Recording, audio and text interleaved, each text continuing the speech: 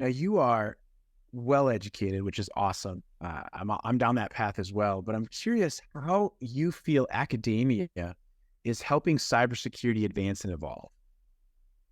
Oh, yes, I love this one. So I would say in a couple of different ways.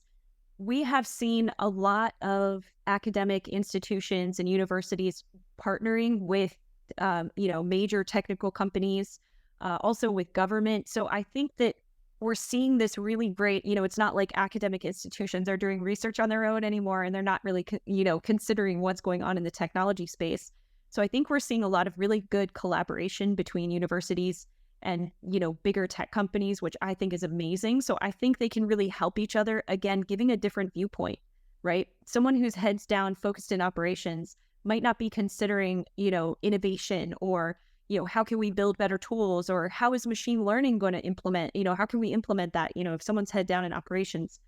But without that collaboration, that same academic researcher, if they're not talking to the operations people, they might be focused on creating some tool that no one would ever create because we don't have the time to do it. So I think that that collaboration with operations, with IT, with development and researchers is changing the types of things that we're looking at in research, which then makes the research really pertinent to the people and the practitioners that are going to use it. So I think in that way that's been really good. And I've also seen a big shift.